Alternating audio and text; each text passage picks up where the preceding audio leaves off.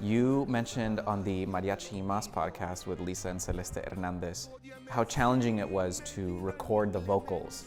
I think you said, quote, I thought to myself, I might not be cut out for this. But you still went back into the studio and you mentioned that it's important to develop thick skin. Do you think that experience thickened your skin? Every experience around Maestro Hernández continues to make my skin thicker and thicker. You know, and by that I mean that he's such a prolific director that I think his prerogative is always to make his band and us individually as his musicians better and better, and setting the bar as high as he can for us so that we're always striving for excellence. Whether it's in the studio or performing here at the restaurant or when we're on tour or even rehearsal settings for that matter, it's always rehearse like you're performing, you know? And so to answer your short, kind of a long-winded answer, yes, it has thickened my skin, and being in the studio with him is a learning experience every time, and it's something that I feel very blessed to be a part of. Mm-hmm. Last week I spoke to your bandmate Nathan Fernandez. When I asked him what his favorite song was on the album, he said Ódiame, la que canta Adrian Vaca. There's a smile on your face. How do you feel when you hear your bandmate say, that's my favorite song on the album? Well, let me tell you something, that I don't consider myself a singer. You know, I consider myself first and foremost a musician, a violinist, an arranger, you know, and I was surprised that Maestro would arrange a song for me, and let alone have something on the album for me. So I feel very flattered, you know, and I think, again, a testament to who he is as a director. I think that when he sees something in his musicians, he tries to develop it. And I feel fortunate that he heard something in me where he said, okay, there's something there that I can work with. And so I feel flattered and I feel humbled too. And it makes me want to work harder and at my vocals, and, you know, try to strengthen other aspects of my musicianship. Mm-hmm. You sang in the coros on Mi Último Fracaso. You did lead vocals on Ódiame. Were there any other tracks where you were doing the trio vocals or backing vocals, or was it just Mi Último Fracaso and Ódiame? We did a little trio, I believe, at the end of Vereda Tropical, and then a handful of us did all the chorus singing for all of the tracks. You know, whatever tracks had like choral singing, and even that was challenging in and of itself, because you hear us perform and it's everybody singing together, but sometimes when we're in the studio we track together and then individually as well. So let me say that it's different when you're singing in a trio or with all your band members as to singing an isolated part, especially inner harmonic lines by yourself. We did that, and all aspects of it were challenging, just because he's so picky and wants everything as precise as it can be. And so, again, all of these experiences help us individually and as a band to just keep getting better and better, and to help our listening to be as acute as it can be, so that when we're in a live setting, you know, hopefully that reflects in our performance.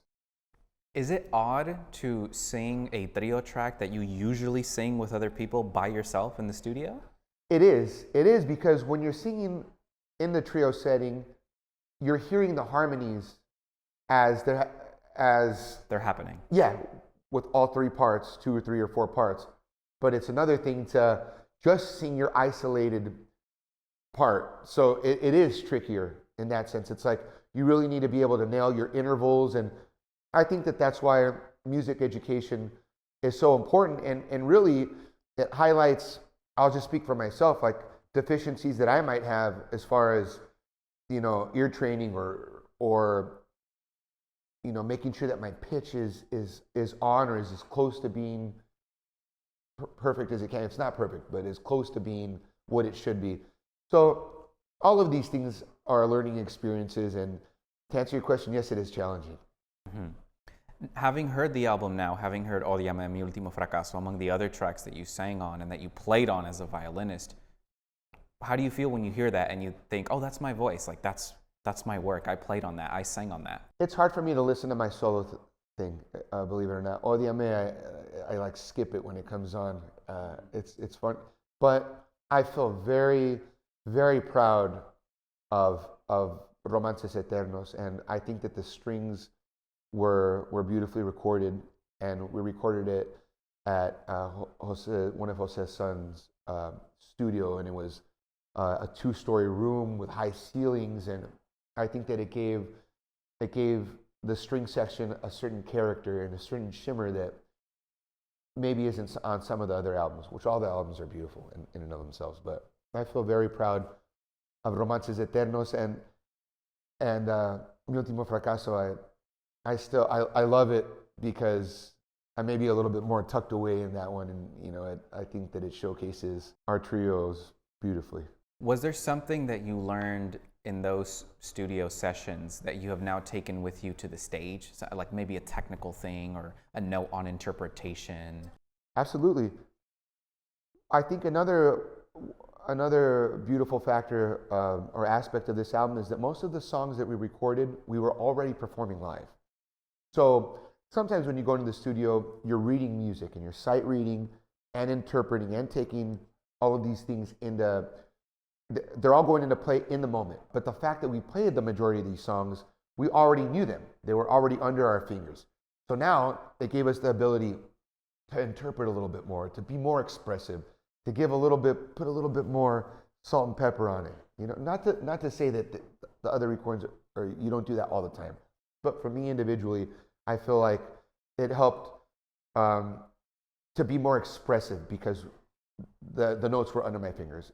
And I think that Maestro Hernandez, because of that fact, was able to give more input and was able to draw more out of us as a section. Those experiences absolutely reflect the way that we try to perform on stage. I think that his prerogative is that he wants, whenever anybody listens to the record and we play those songs live, I think he wants it to reflect what's happening on stage, as opposed to adding extra instrumentation and orchestration, other things, other sweetenings. It's that album is what Sol de México is, and hopefully what you would hear live. Do you think audiences respond differently to some of those songs, given that they're hearing them on the album as opposed to when you would sing Mi Último Fracaso before the album came out? Well, they've been doing that Mi Último Fracaso for years. I know that, and we've been, over these last couple months, students when we're doing workshops, or even we were just in Guadalajara, and people ask for it. They're like, Maestro, can you please play Mi Último Fracaso? We're going on stage and there's people coming up, Maestro, can you please play this for us? And I think I feel proud as a band member. Aside from the fact that I sang on it, I feel like it's cool to know that people are listening to our records and they're enjoying them, and then are asking for songs, that they enjoy from it. So it's very fulfilling for me, personally. When you're on that stage, how much attention do you pay to the way the audience responds to your performances, if any? Well, let me say that it's the crowd, the roar of the crowd is contagious, but the amount of notes that we play in any given show is so many, and the attention to detail that we have to be focused on is so much that I'll tell you, in some of these venues that we play are just spectacular. So sometimes I'll be like, oh, let me be in the moment and enjoy the crowd and enjoy the theater, and then I'll lose a couple notes or I'll lose something, and so it's hard for me to focus on exterior things sometimes, because the music that we play is so demanding. So as much as I would like to be more focused on the crowd and on the venue and all these things, it's my attention most of the time is on my director, on my section leader, and on the notes that I'm performing. How do you transmit what you're feeling, what you're going through, with the violin? Perhaps it might be more challenging to transmit emotions through the instrument as opposed to your vocals. So how do you ensure that you're getting your message across to the audiences? Well, I feel that we have an approach to the way that we phrase and the way that we interpret music. So there's a certain lens that Maestro Hernandez has that we're all looking through. Now, within that, I believe that I always try to play at my best, and I think actually it's easier for me to interpret on my instrument than it is vocally, because I feel like I have more technical ability on the violin than I do through my vocals. So I really enjoy playing, and interpreting through that. And like I said, because of the vision that Maestro Hernandez has, it's easy. He has a container for us, right? So we know what he wants, and we try to give it. Maybe we don't give it to him at 100% all the time, but we strive to interpret in the way that he likes. Just so happens to be the way that I like to play too. So it lines up nicely. Mm-hmm. And what is that way that you like to play in general? I grew up. My father is a mariachi musician, and he performed in a professional band here in LA. And I grew up watching them with a lot of iconic musicians in that band. But at the same time, I remember hearing when New York was cut, and hearing that album. And from that time, Sol de México has been my favorite band since the first album. So now to be able to perform with them is really a dream come true for me. But that style, and dialoguing with Maestro Hernandez, the way that he interprets is the way that his family has interpreted for years, the way that Pedro Rey and Crescencio Hernandez and Don Esteban, their father, what he seeped them in the music that they listened to. And then, knowing that his older brothers, Pedro and Chencho, were in Mariachi Vargas in the golden era, right? And a lot of these iconic records that I grew up listening to, the valses and El Cantinero, and a lot of the amazing things with Miguel Aceves Mejia, I come to find out now that his brothers are playing on those albums. So it's like, Jose was a little boy, Maestro Hernandez, was a little boy watching his brothers play with the greatest Mariachi Vargas of in history, perhaps, and so it's, for me, I think that knowing the history, not only mariachi history and music history, but knowing the kind of the Hernandez history, I think is important for the legacy of this band as well. And for us as lovers of mariachi music and lovers of Sol de México, to know these things so that we're able to play with that style now and to try to maintain that style in the future. And what characterizes that style that separates Sol from Los Camperos, from Vargas, from whomever the case may be? What makes what you do and what this band does unique? I feel that Maestro Hernandez strive for excellence, and what I mean by that is playing in tune and playing precise, but then, like the master level, is interpreting within playing precise and in tune. I think that that's something that sets this band apart. I don't know if we always achieve it, but we always strive for that. We always strive for that. And he has a very unique, I think that we were in Guadalajara, and we went to a studio that they wanted to show us there. Was this just this past week? Just this past week. Okay. And the studio owner, I think that a lot of bands in Guadalajara record there.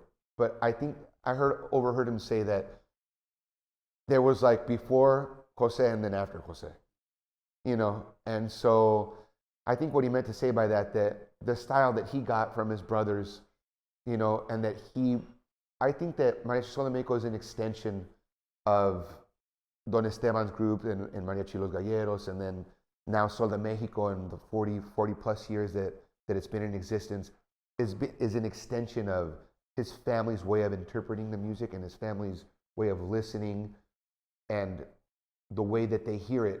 I think that when you hear him play, you know that it's him. You know that it's him. And I feel like he paid homage to the great mariachi musicians, including his older brothers, and he's an extension of that style. And I think that that's what Sol de México is. I feel like we do modern music, but we also, when we play sones and rancheras and huapangos and polkas, we try to play it in a true style. And so I feel like this musical spectrum that we have is wide and it's one of the factors I think that makes us unique. Then the last topic I wanted to touch is the Christmas tour. Jose confirmed that this will be the longest Mariachi Christmas tour you've ever embarked on, with 24 dates. So how are you and your partners ensuring that you're going to be prepared to meet the demands of 24 I feel dates? exhausted just by hearing you say that. Let me say that. And this last tour that we had was long, last year.